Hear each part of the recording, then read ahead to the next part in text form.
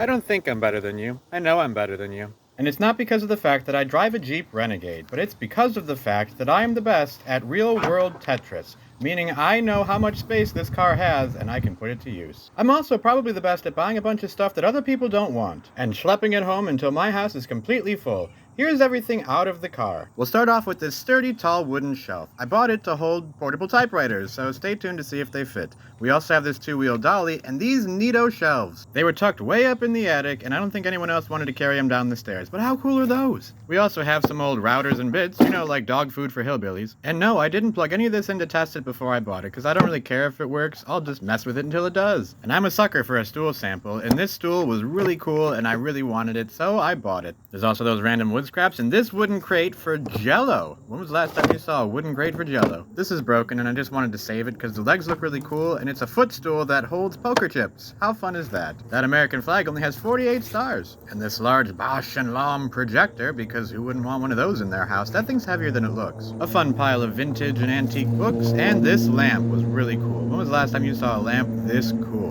With a nice shade, I had to have it. And right next to the vacuum bags is this little wooden box that had a kid's tops collection, back when kids played with spinning tops, and I had to buy it because it's a collection. Now we get into the Pyrex, a whole bunch of vintage Pyrex, the stuff you can actually put in the oven, a bunch of hammered aluminum, a clock, 3 Bissell sweepers, and a Hoover vacuum. And I got a step ladder. I never knew my real ladder, which was a Sears and Roebuck Workmaster. Going over to the typewriter, it's a Remington, and yes, it does work. It was up in a cabinet with the dust covers, so that kept it from getting too dirty, but it still does need a quick cleaning. It's a little bit sticky, but as you can see, it does work alright. This model also had the backspace feature. And those sweepers that I bought, well, they cleaned up pretty well, so I can actually bring them in the house. They were full of someone else's dust, and I didn't want that in my house. And here's that dusty shelf. It was complete with stickers that I think I'm going to leave on, because why not? The dusty shelf is no longer dusty, and it was the perfect size to hold some portable typewriters, but some of them were a little too thick to fit in the shelf space. Oh well, I'll have to find another shelf somewhere else, because there were too many to fit on there anyway. So thank you for watching today's estate sale haul, brought to you by The Greatest Keith. Now that everything's already in my house, tune in next week when my family probably has an intervention. Okay, bye!